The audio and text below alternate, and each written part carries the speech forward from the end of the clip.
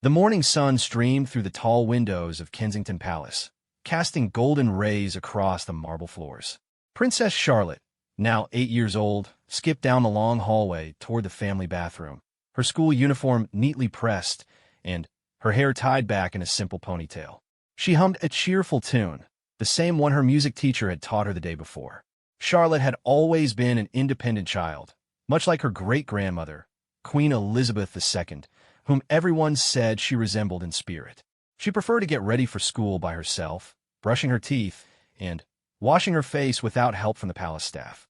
Her parents, Prince William and Catherine, encouraged this independence, believing it was important for their children to learn basic life skills despite their royal status. As Charlotte approached the bathroom door, she noticed it was slightly ajar. Strange, she thought, as she was usually the first one up in their wing of the palace. Her brothers, Prince George and Prince Louis, were notorious for sleeping in when they could, and her parents typically used their private en-suite bathroom. She pushed the door open and stepped inside, expecting to find the familiar, spotless bathroom with its pristine white fixtures and soft blue towels. Instead, she froze in shock. A man she had never seen before was standing near the window, dressed in dark clothing and wearing gloves. He was holding what appeared to be a small device, and seemed to be examining the window frame carefully. The man looked up when he heard the door open, his eyes widening in surprise at seeing the young princess. For a moment, both of them stood perfectly still, neither knowing what to do. Charlotte's heart began to race, but her royal training kicked in. She had been taught from a very young age about stranger danger and what to do if she ever encountered someone she didn't recognize in the palace. "Who are you?" Charlotte asked, her voice steady despite the fear creeping into her chest. "You're not supposed to be here." The man straightened up, clearly caught off guard by the child's directness. He had been told the family would be out for the morning, that this would be a simple security check. His supervisor had assured him the coast would be clear. But here stood Princess Charlotte, looking at him with the same piercing gaze her father was known for. "I'm sorry, Your Highness," the man said, trying to keep his voice calm. "I'm just doing some routine maintenance work. I'll be finished in just a moment." But Charlotte wasn't convinced. She had grown up in the palace and knew every member of the staff, from the head butler to the newest kitchen assistant. She knew their faces, their names, and their routines. This man was definitely not one of them. Moreover, all maintenance work was usually scheduled when the family was away, and she distinctly remembered her mother mentioning they would all be home this morning. "What kind of maintenance?" Charlotte pressed, taking a small step backward toward the door while keeping her eyes on the stranger. The man fumbled for an answer, his hands still holding the small device. Window cleaning equipment," he said unconvincingly. Charlotte's 8-year-old mind might not have understood all the complexities of palace security, but she knew something was very wrong. The regular window cleaners always worked in teams, always wore the palace's official maintenance uniforms, and always carried proper identification badges. This man had none of those things. More importantly, Charlotte noticed something that made her blood run cold. The man's device looked nothing like cleaning equipment. It was small, electronic, and had tiny lights blinking on it. She had seen similar devices in the spy movies her older brother George sometimes watched when their parents weren't around.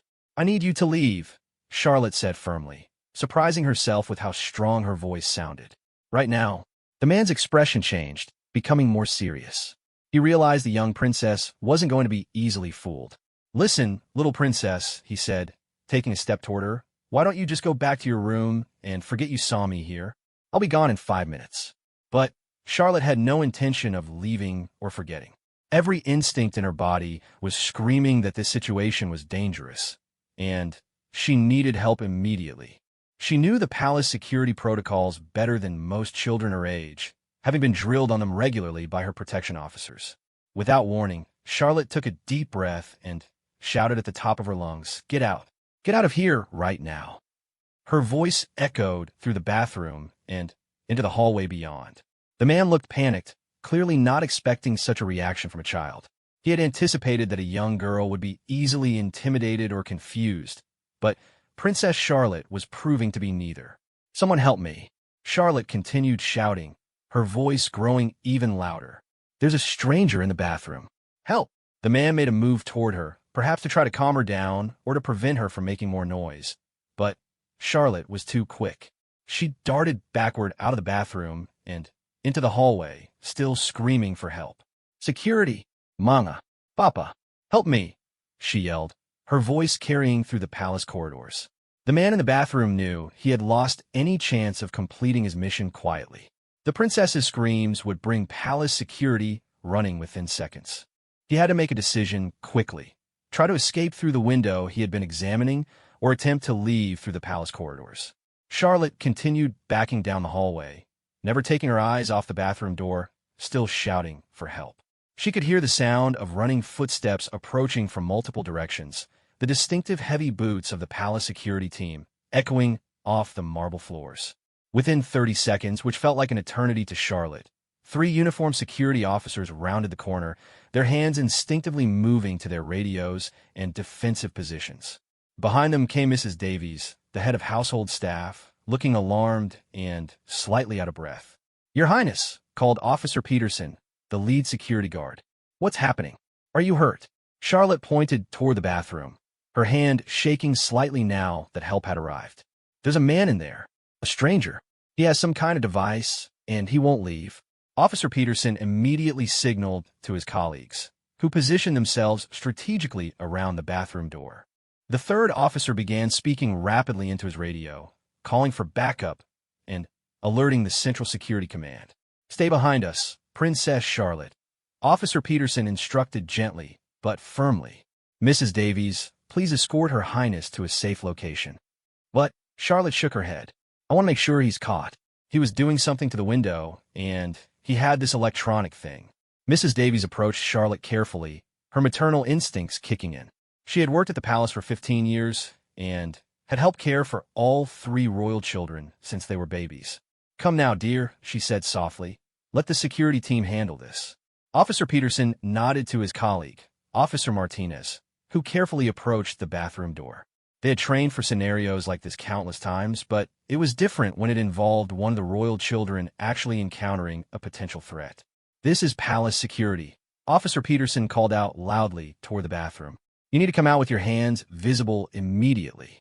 There was no response from inside the bathroom, which made the officers even more tense. Officer Martinez peered carefully around the door frame, his training taking over as he assessed the situation. "The window's open," he reported in a low voice. No visual on the subject. Charlotte's eyes widened. He escaped? But how?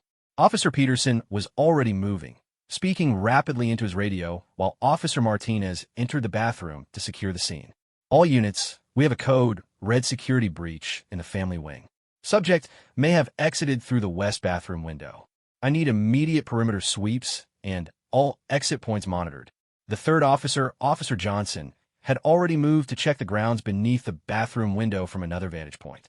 The coordination was swift and professional, but Charlotte could sense the underlying tension in their movements. Mrs. Davies gently placed her hand on Charlotte's shoulder. "You did exactly the right thing, Your Highness," she said warmly. "Your quick thinking and brave response probably prevented something much worse from happening." Charlotte felt a mixture of pride and lingering fear. She had never encountered a real security threat before, despite all the training and protocol she had learned. The reality of it was much more frightening than she had imagined, but she was glad she had trusted her instincts. Officer Peterson returned to where Charlotte stood with Mrs. Davies. "Your Highness, I need to ask you some questions about what you saw. Can you tell me exactly what happened from the moment you entered the bathroom?" Charlotte nodded, taking a deep breath to calm herself. She wanted to give the officers the best information possible to help them catch the intruder. "I want to brush my teeth before school," she began, her voice steadier now. The door was open a little bit, which was weird because no one else usually uses this bathroom in the morning. She continued, describing everything she could remember: the man's appearance, his clothing, the electronic device he was holding, and how he had been examining the window. Officer Peterson listened carefully, occasionally asking for clarification or additional details. "You mentioned he had an electronic device," Officer Peterson said. "Can you describe it in more detail?" Charlotte thought carefully. It was small, maybe the size of Papa's phone, but thicker. It had little lights on it that were blinking. He was holding it near the window, like he was testing something or looking for something. Officer Peterson exchanged a glance with Mrs. Davies. The description sounded like sophisticated surveillance equipment, which raised serious questions about who the intruder was and what he had been trying to accomplish. Meanwhile, Officer Martinez emerged from the bathroom carrying an evidence bag. "Found this," he said, showing them a small piece of equipment that had apparently been left behind in the intruder's hasty escape. Charlotte looked at the device in the evidence bag. "That's it," she said excitedly. "That's what he was holding." Officer Peterson studied the device carefully.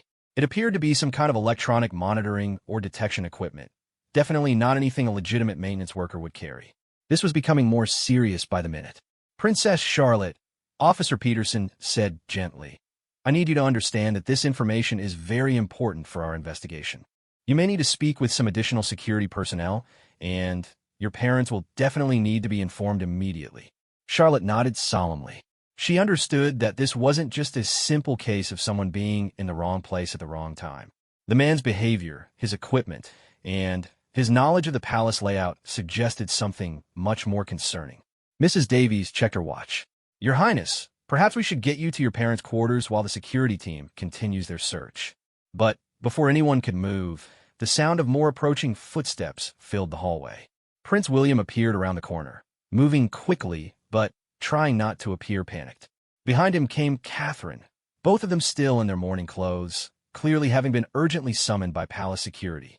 "Charlotte," Catherine called out, relief evident in her voice as she saw her daughter safe and unharmed. Charlotte ran to her parents, suddenly, feeling much younger than her 8 years. The adrenaline that had carried her through the confrontation was beginning to wear off, and the reality of what could have happened was starting to sink in. Prince William immediately turned to Officer Peterson for a briefing, his expression serious and concerned. As a former search and rescue pilot, he understood the gravity of security situations and wanted to know exactly what they were dealing with. "Sir, at approximately 0730 hours, Princess Charlotte encountered an unidentified male in the family bathroom," Officer Peterson reported efficiently. The subject appeared to be conducting some form of surveillance or reconnaissance using electronic equipment.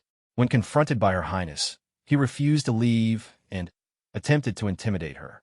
Princess Charlotte's quick response in calling for help prevented any escalation, but the subject escaped through the bathroom window before we could apprehend him. Prince William's jaw tightened as he processed this information. The fact that someone had not only breached palace security, but had specifically targeted the family's private quarters was extremely serious. Even more concerning was that Charlotte had been alone when she encountered the threat. Catherine knelt down to Charlotte's eye level, gently checking her daughter for any signs of harm or distress. "Are you okay, sweetheart? Did he hurt you or threaten you in any way?" Charlotte shook her head. "No, Mama, he didn't touch me. But he was really scary, and he had this weird electronic thing. When I told him to leave, he said I should just go back to my room and forget I saw him." The adults exchanged worried glances. The intruder's response suggested he had been prepared for the possibility of encountering someone, which indicated a level of planning that made the situation even more concerning. Prince William placed his hand on Charlotte's shoulder. "You were incredibly brave, Charlotte. You did exactly what you were supposed to do in that situation. I'm very proud of you." Officer Peterson continued his briefing. "We're conducting a full perimeter sweep and have alerted all relevant agencies. The device left behind is being analyzed, and we're reviewing all security footage from the past 24 hours to determine how the breach occurred." Catherine looked at Officer Peterson with concern. "How is it possible that someone got into the family wing without being detected?"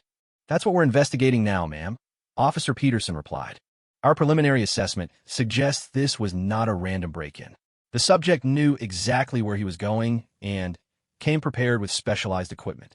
Charlotte listened to the adult conversation, beginning to understand that what had happened to her was part of something much bigger and more serious than she had initially realized. The man hadn't just been a confused maintenance worker or someone who had gotten lost in the palace. He had been there on purpose, with specific goals and professional equipment. The thought made her feel both frightened and strangely important. She had stopped something bad from happening, though she still didn't fully understand what that something might have been. As the security briefing continued, Charlotte found herself thinking about all the times her protection officers had practiced emergency scenarios with her and her brothers. At the time, it had seemed like a game or an interesting lesson. Now she understood why those lessons were so important and why her parents took security so seriously. Mrs. Davies appeared with a warm cup of tea for Charlotte, recognizing that the young princess might need something comforting after her ordeal. Perhaps your highness would like to sit down for a moment while the adults finish talking? Charlotte accepted the tea gratefully, though her hands were still shaking slightly. She watched as more security personnel arrived, turning the usually quiet morning corridor into a hub of activity. Every few minutes, someone would approach Officer Peterson with an update or a question, and she could see the concern growing on her parents' faces. The morning that had started so normally, with Charlotte simply wanting to brush her teeth before school, had turned into something that would change how she thought about safety and security forever. But, despite her fear, she felt proud of how she had handled the situation and grateful for the quick response of the palace security team. As she sipped her tea and watched the investigation unfold around her, Charlotte couldn't help but wonder who the man was, what he had really been trying to do, and whether this was truly over or just the beginning of something much more complicated. 2 hours after the initial incident, Kensington Palace had transformed into a fortress of activity. Charlotte sat in her parents' private sitting room, still wearing her school uniform, though school had been canceled for the day. She watched through the window as more security vehicles arrived, their occupants moving with the urgent precision of people dealing with a serious threat. Detective Inspector Sarah Mitchell from Scotland Yard's Specialist Protection Unit had arrived within an hour of the initial alert.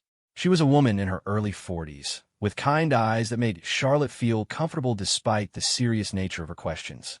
D.I. Mitchell had extensive experience with threats against the royal family and understood how to interview a child witness without causing additional trauma. Charlotte, D.I. Mitchell said gently, settling into a chair across from the young princess. I know you've already told the palace security team what happened, but I need to hear it again in your own words. Sometimes people remember different details when they have time to think about it. Charlotte nodded, feeling more confident now that she was surrounded by her family and in familiar surroundings. I can remember everything, she said firmly. It was really scary, but I paid attention like you're supposed to. Prince William and Catherine sat nearby, close enough to provide support, but far enough away to let Charlotte tell her own story. They had been briefed by D.I. Mitchell about the importance of letting Charlotte speak freely without parental influence affecting her recollection. Charlotte began her account again, this time including details she hadn't mentioned before.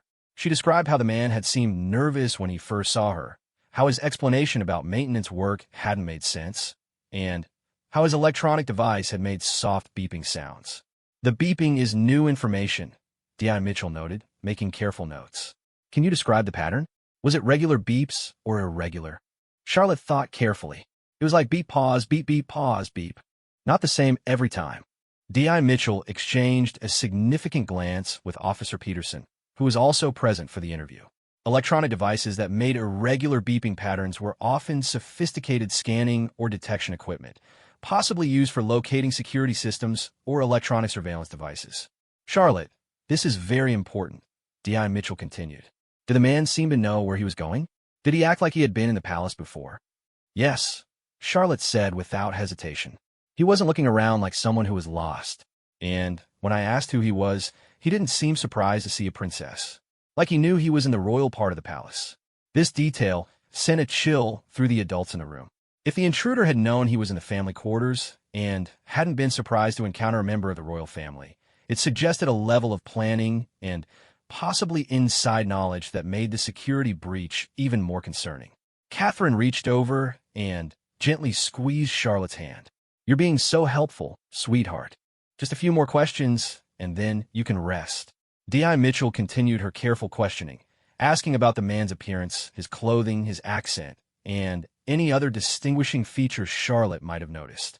With each answer, a clearer picture emerged of someone who was professional, prepared, and definitely not supposed to be there. One last thing, Charlotte, D.I. Mitchell said. When you told him to leave, and he said you should go back to your room, did he sound angry, threatening, or just like he was trying to convince you? Charlotte considered this carefully. He sounded worried, like he didn't want to be caught, but he wasn't really mad at me. More like he was in trouble, and I was making it worse. This insight from Charlotte proved to be particularly valuable. It suggested the intruder might have been under pressure from someone else, possibly working for a larger organization rather than acting alone. While Charlotte was being interviewed, a separate investigation was unfolding throughout the palace. The electronic device found in the bathroom had been rushed to a specialist laboratory for analysis, and the initial results were troubling. Chief Inspector James Crawford, head of the Royal Protection Unit, briefed Prince William privately in his study. Crawford was a man who had devoted his entire career to protecting the royal family, and the grave expression on his face told William everything he needed to know about the seriousness of the situation. "Sir, the device is sophisticated surveillance equipment," Crawford reported. "It's designed to detect and map electronic security systems, including cameras, motion sensors, and communication devices. Someone was conducting a detailed reconnaissance of our security infrastructure." Prince William felt his stomach drop. This wasn't a random break-in or even a simple security breach. Someone was systematically studying the palace's defenses, which could only mean they were planning something much larger. "Do we know who's behind this?" William asked. "We're investigating several possibilities," Crawford replied carefully. "The equipment is high-end, professional grade. This suggests either a criminal organization with significant resources or potentially state-sponsored activity." The implications were staggering. If a foreign government was involved in surveilling the royal family's security arrangements, it could represent a threat to national security as well as personal safety. Meanwhile, the forensic analysis of the bathroom continued. Expert technicians had found traces of fingerprints on the window frame and were analyzing them against international databases. They had also discovered tiny scratches around the window lock that suggested professional lock-picking tools had been used. Dr. Amanda Foster, the palace's security consultant, examined the entry point carefully. "This wasn't opportunistic," she explained to the security team. "The lock was picked with precision tools. The window was open just enough to allow entry, and the intruder knew exactly which room to target." This level of planning suggests weeks or even months of preparation. Back in the family quarters, Charlotte had finished her interview and was having lunch with her brothers. Prince George and Prince Louis had been told only that there had been a security issue and that Charlotte had been very brave, but they could sense the tension in the air. "Are we in danger?" George asked his parents quietly when he thought Charlotte couldn't hear. Catherine chose her words carefully. "The security team is making sure we're all safe.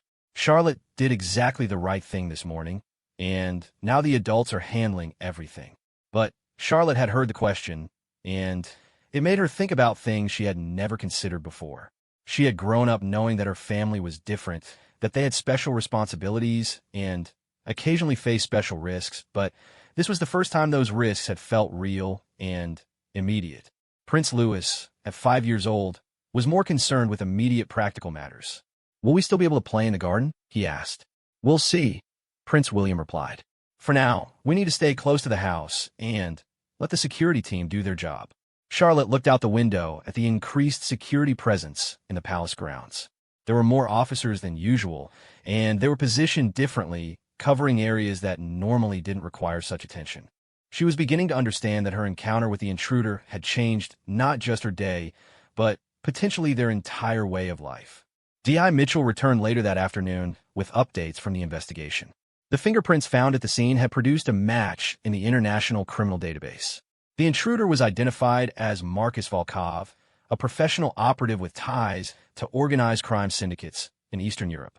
"This changes everything," Prince William said after receiving the briefing. "We're not dealing with a random criminal. This is someone with professional training and international connections."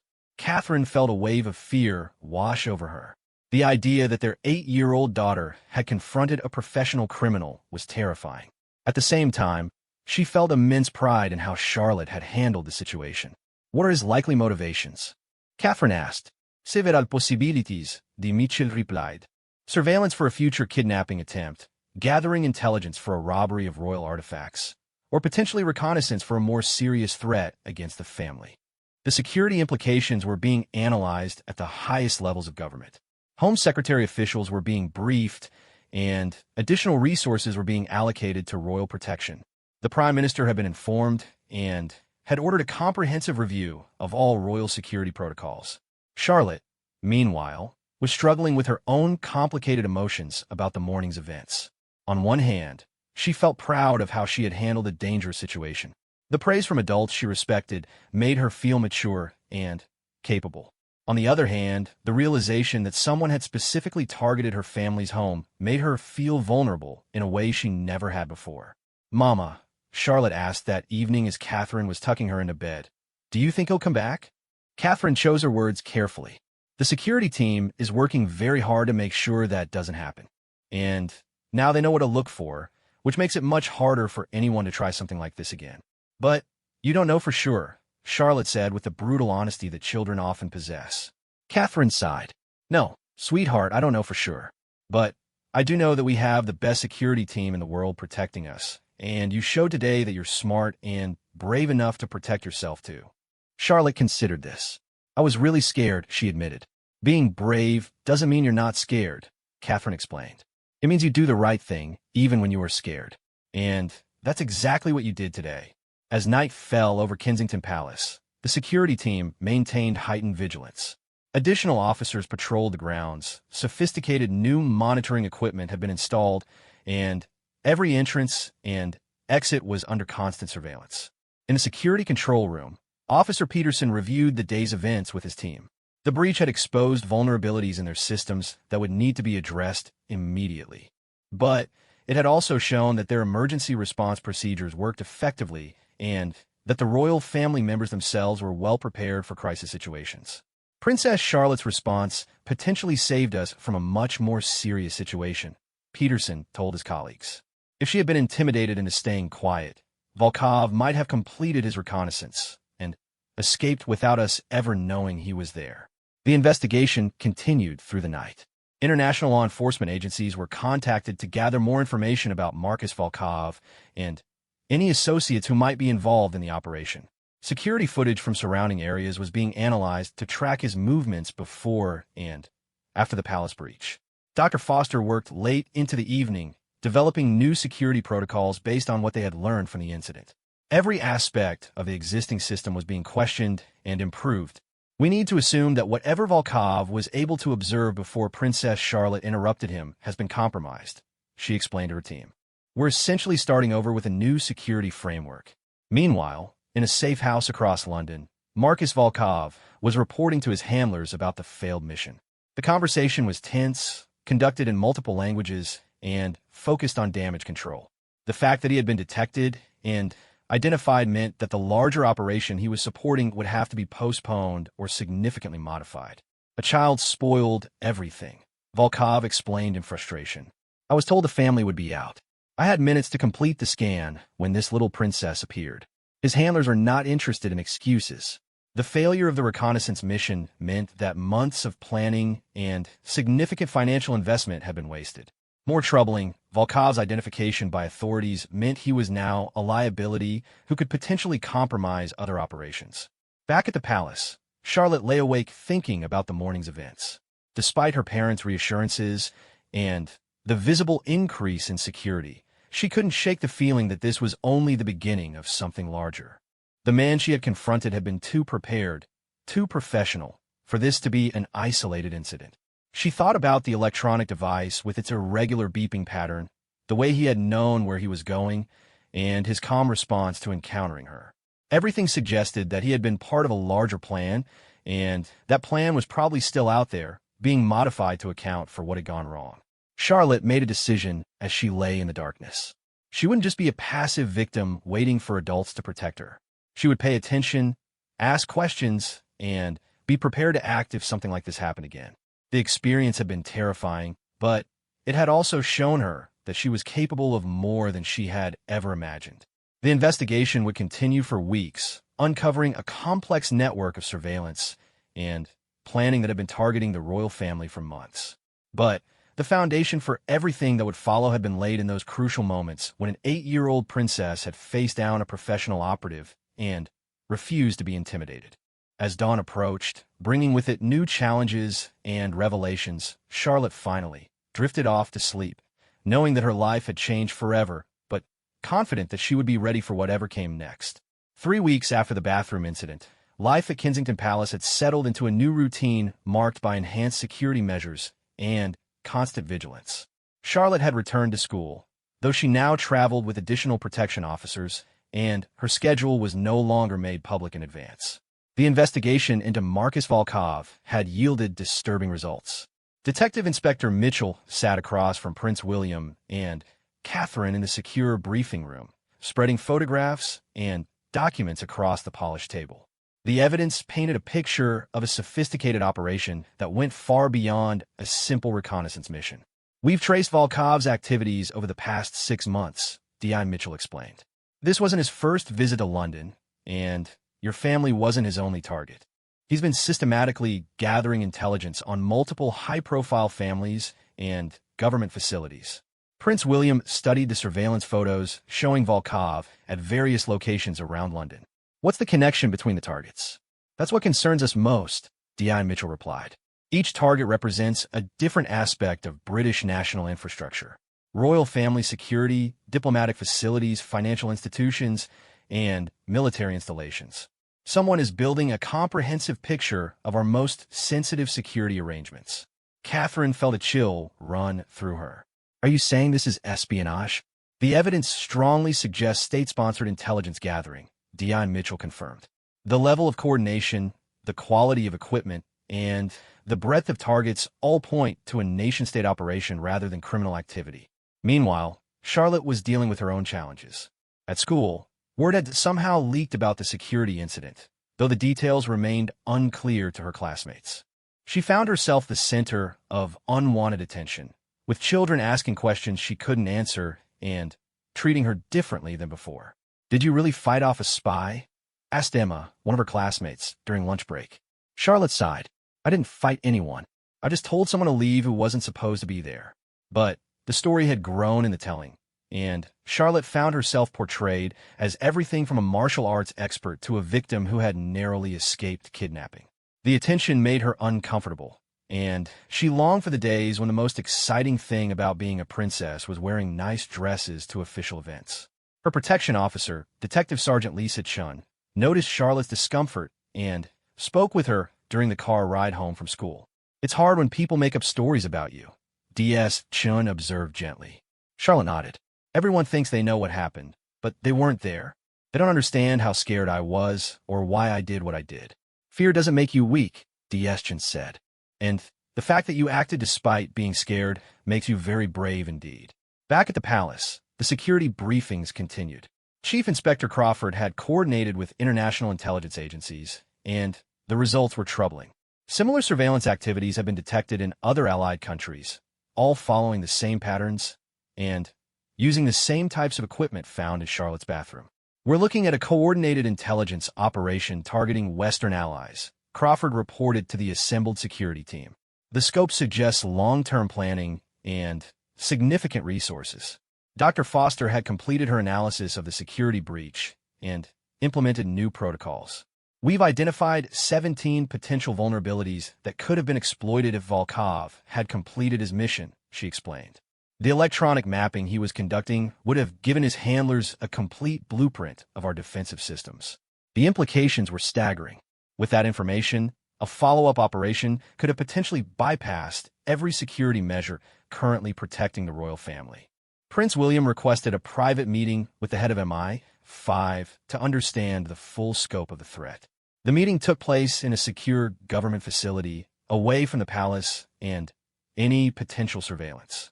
"Sir, we believe this operation has been in planning for at least 2 years," the MI5 director explained. "Volkov is just one operative in a much larger network. We've identified at least 12 other individuals working similar missions across Europe." "What's their ultimate objective?" William asked. "We're still piecing that together. The intelligence they're gathering could be used for multiple purposes: diplomatic leverage, economic espionage, or potentially planning for more direct action against targets." The conversation was interrupted by an urgent message. Another attempted breach had been detected at Buckingham Palace, this time involving someone trying to access service tunnels beneath the building. The pattern was too similar to be coincidental. Charlotte, unaware of these larger developments, was focused on her own investigation. Despite her parents' instructions to put the incident behind her, she found herself thinking constantly about details from that morning. Something about the man's behavior had been bothering her, and she was determined to figure out what it was. During her afternoon study time, Charlotte asked her tutor, Mrs. Wilson about electronic devices and how they worked. I'm curious about how some gadgets can detect other gadgets, Charlotte said carefully, not wanting to reveal too much about her specific interest. Mrs. Wilson, delighted by Charlotte's apparent interest in technology, launched into an explanation about radio frequencies, electronic signals, and detection equipment. Some devices can scan for other electronics by looking for their electromagnetic signatures, Mrs. Wilson explained. It's rather like how radar works, but on a much smaller scale. Charlotte listened intently, beginning to understand why the man in the bathroom had been so methodical in his examination of the window area. He hadn't just been looking at the window itself. He had been scanning for electronic security devices hidden around it. That evening, Charlotte approached her father with a question that had been forming in her mind. Papa, when someone is trying to learn about security systems, what would they need to know? Prince William looked at his daughter carefully. That's a very specific question, Charlotte. Why are you asking? I've been thinking about what that man was doing. He wasn't just looking around randomly. He knew exactly what he was looking for. William sat down beside his daughter, recognizing that she was processing the incident in her own way. What do you think he was looking for? I think he was trying to find all the cameras and alarms and things, Charlotte said. Because if you know where they are, you can avoid them or turn them off. The insight was remarkably astute for an 8-year-old, and it aligned perfectly with the intelligence analysis being conducted by the security teams. That's very good thinking, William said, and it's exactly why what you did was so important. You stopped him from getting that information. Charlotte felt proud of this recognition, but it also made her more determined to understand the full picture of what had happened and why it mattered so much to everyone. The next day brought a significant breakthrough in the investigation. Intelligence agencies had intercepted communications between known associates of Marcus Volkov, revealing that the operation was being coordinated from a specific location in Eastern Europe. We have a name now, D.I. Mitchell reported during the morning security briefing. The operation is being run by someone codenamed Architect. All the surveillance activities we've detected are feeding back to this individual. Do we know their real identity? Prince William asked. We're working on it, but we do know that the palace reconnaissance was just the beginning. There are plans for follow-up operations, and they've been accelerated because of what Charlotte discovered. This news created a new sense of urgency. Instead of being the end of the threat, Charlotte's encounter with Volkov had apparently triggered a timeline acceleration for whatever the larger operation was intended to accomplish. Catherine felt the weight of responsibility settling on her shoulders. Are you saying that Charlotte stopping this man has actually made us more of a target? In the short term, yes, D.I. Mitchell admitted. But in the long term, she's potentially saved you from something much worse. If they had completed their surveillance undetected, they would have had months to plan their next move without any awareness from us. Charlotte overheard parts of these conversations despite her parents' efforts to shield her from the most concerning details. She understood that her actions had consequences she hadn't anticipated, and it made her feel both important and burdened. At school, her teacher, Miss Roberts, noticed that Charlotte seemed distracted and asked if everything was all right at home. Things are just complicated right now, Charlotte said carefully. Miss Roberts had been briefed by the palace security team about the need for discretion regarding Charlotte's recent experiences, but she could see that the 8-year-old was struggling with thoughts too complex for her age. Sometimes when big things happen, it helps to talk about how they make us feel, Miss Roberts suggested. Charlotte considered this. What if you did something that was right, but it made other people angry and caused more problems? Sometimes doing the right thing does cause complications, Miss Roberts acknowledged. But that doesn't make it wrong. It just means the situation was already complicated, and your actions revealed that. This perspective helped Charlotte feel better about her role in the events that had unfolded. She began to understand that the man in the bathroom and the people he worked for had created the problem, not her response to finding him there. Meanwhile, international intelligence agencies were coordinating their efforts to identify and locate the architect behind the surveillance operation. The network being uncovered was extensive, with operatives in at least 8 countries conducting similar reconnaissance missions. This is the largest coordinated intelligence operation targeting Western allies that we've seen in decades, the MI5 director reported to the Prime Minister. The scopes suggest preparation for something significant. Security measures were being enhanced not just for the royal family, but for multiple high-value targets across the UK. The government was preparing for the possibility that the surveillance phase was building toward operational activities that could threaten national security. At Kensington Palace, life continued under the new security protocols. Charlotte's daily routines had been modified to include additional safety measures, but her parents were working hard to maintain as much normalcy as possible for all three children. "I don't want them to grow up in fear," Catherine said during one of her private conversations with William. "But I also need to know they're prepared for reality." "Charlotte has already shown she can handle more than we ever expected," William replied. "Maybe we need to trust their resilience while still protecting their childhood." Charlotte, for her part, was becoming more observant of the security arrangements around her. She noticed the additional officers, the new procedures, and the heightened attention to details that had previously been routine. Rather than making her feel safer, these changes reminded her constantly that the threat was ongoing. One evening, as she was getting ready for bed, Charlotte made a decision. She would ask to be included in the security briefings that affected her and her family. She was tired of overhearing fragments of conversations and trying to piece together what was happening from incomplete information. "I want to know what's really going on," she told her parents. "I'm not a baby, and this is about our family. I should understand what we're dealing with." Prince William and Catherine exchanged glances. Their 8-year-old daughter was asking for a level of information sharing that went against all their parental instincts to protect her innocence. "Some information might be scary or confusing," Catherine warned. "Not knowing is scarier," Charlotte replied with a maturity that surprised them both. That night, as Charlotte finally drifted off to sleep, she made a mental promise to herself. Whatever was coming next, she would be ready for it. The encounter in the bathroom had taught her that she was capable of facing threats directly, and she wouldn't hide from the truth about what those threats involved. The investigation continued to expand, revealing connections and implications that reached far beyond a simple security breach. But at the heart of it all was the moment when a young princess had refused to be intimidated and had chosen to stand up for herself and her family's safety. As the complexity of the situation became clearer, so did the importance of Charlotte's quick thinking and brave response on that morning that had changed everything. 2 months after the bathroom incident, Charlotte sat in the secure briefing room at Kensington Palace for her first official security meeting. Prince William and Catherine had finally agreed to include her in discussions about the ongoing investigation, recognizing that she deserved to understand the situation that had changed her life so dramatically. D.I. Mitchell spread a series of photographs and documents across the table, her expression serious but reassuring. "Charlotte, what I'm going to tell you today is information that very few people in the world know. It's important that you understand how significant your actions were that morning." Charlotte nodded solemnly, sitting up straighter in her chair. At 8 years old, she was about to receive a briefing on matters of national security. "The man you encountered, Marcus Volkov, was working for a foreign intelligence service," D.I. Mitchell began. "His mission was to map every security device in your family's quarters so that a team could later bypass all of them." "Bypass them to do what?" Charlotte asked, though she suspected she already knew the answer. "We believe they were planning to kidnap one of your family members," D.I. Mitchell said gently, but directly. "The detailed security mapping would have allowed them to enter undetected, disable specific systems, and escape before anyone knew what had happened." Charlotte felt her stomach drop.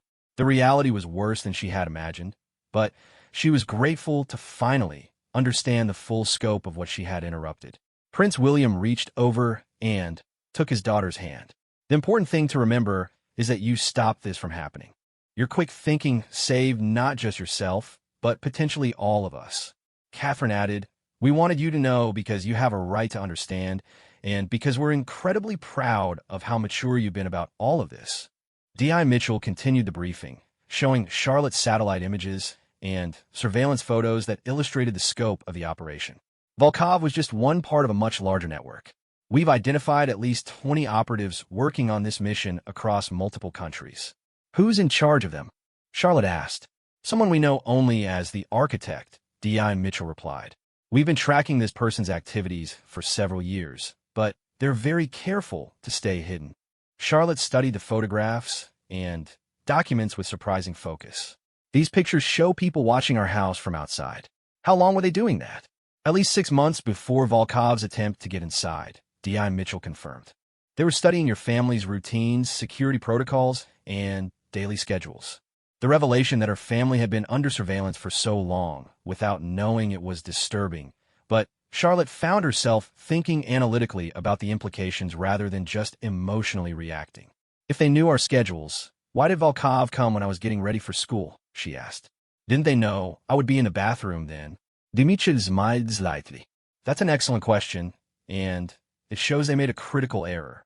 They had been observing from outside, but they didn't have detailed information about your family's internal routines. They thought the family wing would be empty at that time. So, my changing my routine actually helped catch him, Charlotte realized. I usually brush my teeth after breakfast, but that day I went early because I wanted extra time to practice piano before school. Prince William exchanged a look with D.I. Mitchell. They hadn't been aware of this detail, and it highlighted how unpredictable elements could disrupt even the most carefully planned operations. Your decision to practice piano that morning may have saved your entire family, D.I. Mitchell said seriously. Charlotte felt a complex mix of emotions. Pride at having unknowingly helped foil a kidnapping plot, fear at learning how close her family had come to danger, and a strange sense of responsibility for the ongoing investigation. What happens now, she asked. We continue tracking down the network members and work to identify the architect, D.I. Mitchell replied. But you should know that your role in this is essentially over. You've done more than enough. Charlotte shook her head firmly. No, it's not over. They're still out there, and they're still planning something. I want to help. Her parents started to object, but Charlotte interrupted them. I'm not saying I want to be in danger again, she clarified. But I know more about what Volkov was looking for than anyone else. I saw exactly what he was doing with that device, and I remember details that might be important. Dr. Foster, who had joined the briefing, leaned forward with interest. What kind of details? Charlotte closed her eyes, concentrating on her memories from that morning. The device made different beeping patterns when he pointed it at different parts of the window. Quick beeps when he aimed it at the left side, slower beeps at the right side. That suggests he was detecting different types of electronic signatures, Dr. Foster explained to the group. Security devices emit different frequencies depending on their function. And he spent the most time examining the window lock itself, Charlotte continued. He used his fingers to trace around the edges, like he was looking for something specific. This detail prompted Dr. Foster to request another forensic examination of the bathroom window. When the new analysis was completed, they discovered something that had been missed in the initial investigation. Microscopic traces of a specialized electronic detection gel that could reveal hidden sensors. Volkov was more thorough than we realized, Dr. Foster reported. He was using multiple detection methods simultaneously. If Princess Charlotte had interrupted him, he would have discovered security features that we didn't even know he was looking for. The investigation took on new urgency as intelligence agencies realized the extent of the security compromise they had narrowly avoided. The information Volkov had been seeking could have been used not just for kidnapping, but potentially for much more serious threats against the royal family and other targets. Meanwhile, Charlotte was dealing with the psychological impact of learning how serious the threat had been. Her school counselor, Dr. Patricia Hayes, met with her regularly to help process these complex revelations. It's normal to feel overwhelmed when you learn that something you experienced was more significant than you initially understood, Dr. Hayes explained during one of their sessions. I keep thinking about what might have happened if I had decided to skip brushing my teeth that morning, Charlotte said, or if I'd been scared and hidden instead of shouting for help. But you didn't, Dr. Hayes pointed out. You made good decisions based on the information you had at the time. You can't torture yourself with hypothetical scenarios. Charlotte appreciated this perspective, but she still struggled with the weight of knowing that her actions had potentially prevented a kidnapping. It was a heavy responsibility for anyone, let alone a child. At the same time, the experience had given Charlotte a new sense of confidence in her own abilities. She began paying more attention to security protocols and emergency procedures, not out of fear, but out of a genuine interest in understanding how to protect herself and others. I want to learn more about security systems, she told her parents one evening. Not because I'm scared, but because I want to be prepared if something like this ever happens again. Prince William and Catherine were torn between pride in their daughter's maturity and concern about her taking on adult responsibilities too early. Knowledge is important, William agreed, but you also need to be able to just be a child sometimes. I'm still a child, Charlotte replied, but I'm a child who has learned that bad things can happen and that I'm capable of dealing with them. The international investigation continued to yield results. Marcus Volkov had been located and was under surveillance, though authorities were careful not to arrest him immediately in hopes of gathering intelligence about his network and the mysterious architect. Through careful monitoring of Volkov's communications, intelligence agencies learned that the failed palace mission had indeed accelerated other operations. The architect was pushing forward with backup plans that didn't require the detailed security mapping that Charlotte had prevented. They're adapting to the failure of the reconnaissance mission, D.I. Mitchell briefed the family. This suggests a flexible and well-resourced organization with multiple contingency plans. Are we still targets? Catherine asked directly. Yes, but the nature of the threat has changed. Without the detailed security intelligence they were seeking, they'll have to use more direct and potentially more violent methods if they proceed. This news prompted another upgrade to security measures around the royal family. Additional protection officers were assigned, travel procedures were modified, and public appearances were reduced to essential events only. Charlotte noticed all these changes and understood their implications. The failure of the surveillance mission hadn't eliminated the threat. It had potentially made it more dangerous. During her next security briefing, Charlotte asked a question that surprised the adults present. If they can't sneak in quietly anymore, and they still want to hurt our family, what would they try instead? D.I. Mitchell hesitated before answering. More direct approaches. Ambush during travel, attacks at public events, or attempts to infiltrate the security team itself. Then, we need to be ready for those things, Charlotte said matter-of-factly. Her parents exchanged concerned glances. Their 8-year-old daughter was thinking like a security professional, analyzing threats and considering defensive measures. Charlotte, Catherine said gently, it's important for you to understand these things, but you shouldn't have to carry the responsibility for planning our family's safety. I'm not trying to plan anything, Charlotte replied. I just want to understand so I can help if I need to. Dr. Foster, who had been observing these family dynamics, spoke privately with Prince William and Catherine afterward. Princess Charlotte's response to trauma is actually quite healthy, she explained. Rather than developing fear or withdrawal, she's choosing knowledge and preparation. Many adults could learn from her approach. But is it normal for a child to think about security threats so analytically? Catherine asked. Nothing about your family situation is normal, Dr. Foster replied honestly. Charlotte is adapting to extraordinary circumstances with remarkable resilience. The key is supporting her while ensuring she doesn't take on inappropriate levels of responsibility. As weeks passed, the investigation began revealing the true scope of the architect's network. Operations were being planned against targets in 6 different countries, all coordinated with sophisticated precision and timing. This isn't just about your family, the MI5 director explained during a briefing with government officials. The royal family appears to be just one target in a much larger operation designed to destabilize Western allies simultaneously. The realization that Charlotte had inadvertently helped prevent an international crisis added another layer of significance to her actions that morning in the bathroom. Charlotte herself was beginning to understand that the man she had confronted represented something much larger than a simple criminal threat. She was learning about international relations, intelligence operations, and the complex ways that individual actions could have far-reaching consequences. I want to study international security when I'm older, she announced to her parents one day. I want to understand how to prevent things like this from happening to other families. Her parents realized that their daughter's traumatic experience was shaping her future aspirations in unexpected ways. Rather than being scarred by the encounter with danger, Charlotte was being inspired to help protect others from similar threats. The investigation continued to expand, but Charlotte's role was evolving from witness to inadvertent catalyst for a much larger understanding of international security threats. Her quick thinking that morning had prevented not just a kidnapping, but potentially a coordinated attack on Western democratic institutions. As the full implications became clear, Charlotte began to understand that her encounter in the bathroom had been about much more than personal safety. She had stumbled into the middle of something that affected the security of nations, and her response had changed the course of events in ways she was only beginning to comprehend. 6 months after the bathroom incident, Charlotte stood at the window of her bedroom, watching the palace grounds in the early morning light. The heightened security measures had become part of normal life, But today felt different. D.I. Mitchell had called a special briefing for the afternoon, and Charlotte sensed that significant news was coming. The investigation had reached a turning point.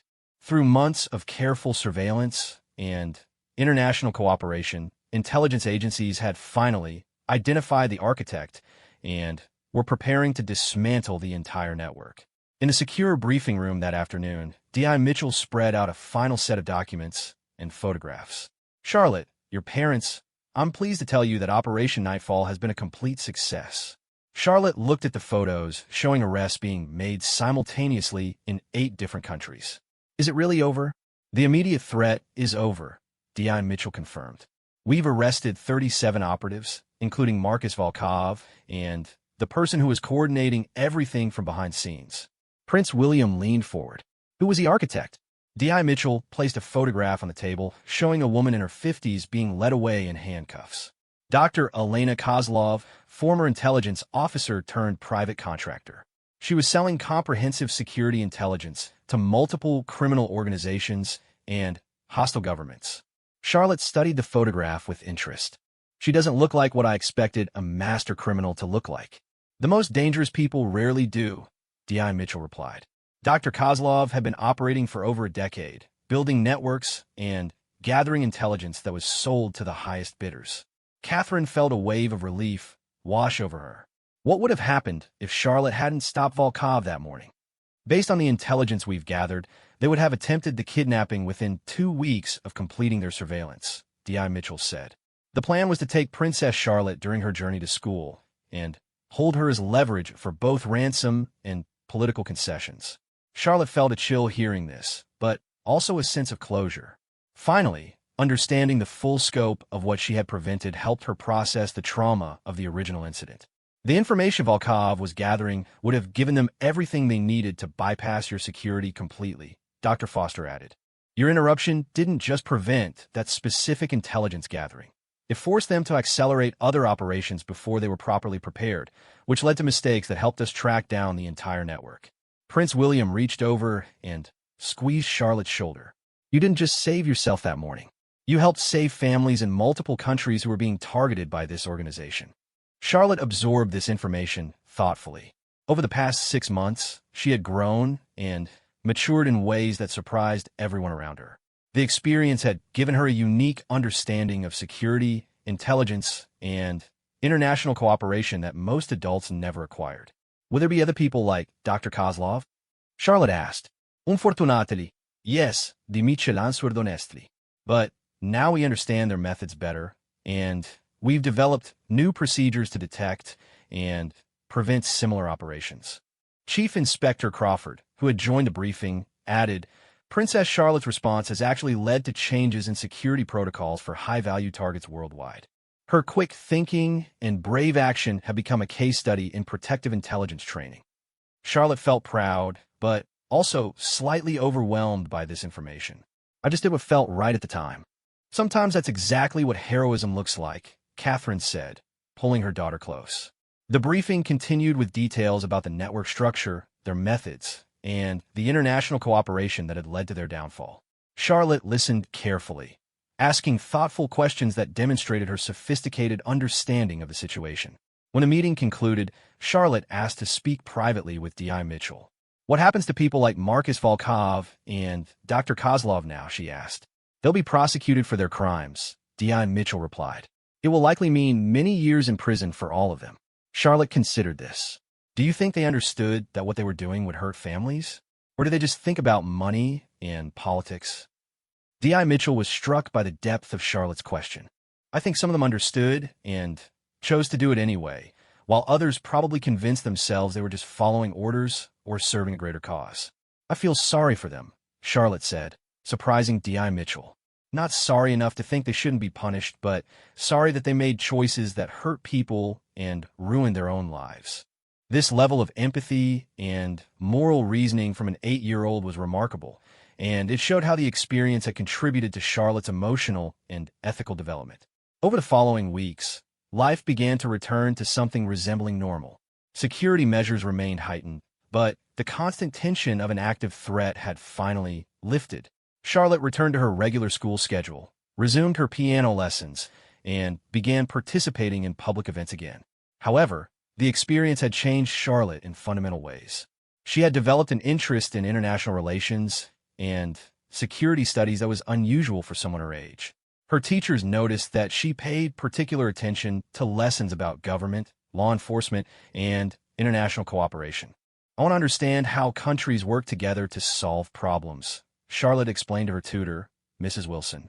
"The people who were planning to hurt my family were from different countries, but the people who stopped them were also from different countries. I want to know how that cooperation happens."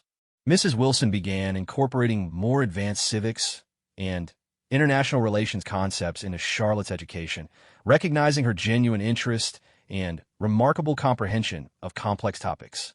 At home, Charlotte's relationship with her parents had evolved as well.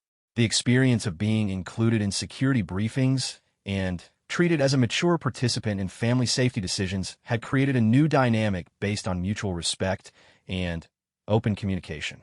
"You've shown us that you can handle difficult truths and make good decisions under pressure," Prince William told her. "That means we can trust you with information and responsibilities that we might not share with other children your age." Charlotte appreciated this trust, but she also understood the weight that came with it. "Sometimes I wish I could just worry about schoolwork and piano practice," she admitted. "You can still do that too," Catherine assured her. "Being brave and responsible doesn't mean you can't also just be a child when you want to." Finding this balance became an ongoing challenge for Charlotte and her family. The experience had accelerated her maturation in some ways, but her parents worked hard to ensure she still had opportunities for normal childhood experiences. One afternoon, while playing in the palace gardens with her brothers, Charlotte found herself thinking about how different everything was from 6 months earlier. The garden looked the same, the games they played were the same, but she carried knowledge and experiences that her brothers didn't share. Prince George had noticed the change in his sister. "You seem different sometimes," he observed during one of their conversations. "Like you're thinking about things the rest of us don't know about." Charlotte considered how to respond.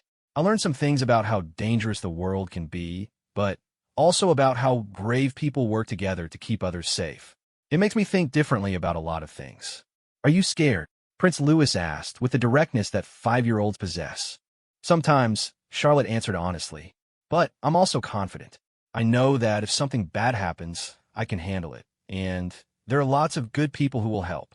Her brothers seemed satisfied with this explanation, and Charlotte realized that her ability to articulate her experiences was helping her process them in healthy ways. Dr. Hayes, the school counselor, continued meeting with Charlotte to help her integrate the experience into her developing sense of identity. "You've learned things about yourself that most people never discover," Dr. Hayes observed during one of their sessions. "You know you're capable of staying calm in crisis situations and making good decisions when others depend on you." "But I also know how scared I can get," Charlotte replied, "and how much I need other people to help me." "Those are both important things to know," Dr. Hayes agreed. "Confidence balanced with humility and courage balanced with the wisdom to ask for help." Charlotte nodded thoughtfully. "I think the scariest part wasn't the man in the bathroom. It was learning afterward how much danger we were all in without knowing it. That made me realize how much we depend on people we don't even know to keep us safe."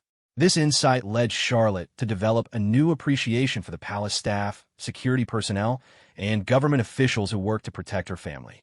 She began thanking people more often and asking questions about their work, showing genuine interest in understanding how the complex machinery of protection and security functioned. As the 1-year anniversary of the bathroom incident approached, Charlotte reflected on how much her life had changed. She had started that morning as a child focused on brushing her teeth and practicing piano. She had ended it as someone who understood that individual actions could have far-reaching consequences and that courage sometimes meant doing the right thing even when you're terrified. "I'm glad it happened," Charlotte announced during a family dinner, surprising everyone. "Glad?" Catherine asked, concerned. "Not glad that bad people were planning to hurt us," Charlotte clarified, "but glad that I found out I could be brave when I needed to be, and glad that I helped stop them from hurting other families too." Prince William smiled at his daughter. "That's a very mature way to think about a difficult experience." "I've been thinking about what I want to do when I grow up," Charlotte continued. "I want to work in international security, helping prevent things like this from happening to other people." Her parents exchanged glances, recognizing that their daughter's traumatic experience was shaping her future aspirations in positive ways. "You have plenty of time to decide what you want to do," Catherine said gently. "But if that's what you choose, you'll be excellent at it." Charlotte smiled, feeling confident about her future for the first time since the incident. She had learned that the world could be dangerous, but she had also learned that it was full of good people working to protect others. Most importantly, she had learned that she could be one of those good people. As she prepared for bed that night, Charlotte looked out her window at the palace grounds one more time. The security officers were at their posts, the surveillance systems were monitoring the perimeter, and her family was safe inside their home. Tomorrow would bring new challenges and opportunities, but Charlotte felt ready for whatever came next. She had faced down a professional criminal at age 8, helped dismantle an international conspiracy, and discovered reserves of courage she hadn't known she possessed. The little girl who had simply wanted to brush her teeth that morning had become someone who understood that ordinary people could do extraordinary things when circumstances required it. And she was looking forward to spending the rest of her life proving that truth in service to others. The bathroom incident had ended, but Charlotte's journey as a protector of others was just beginning.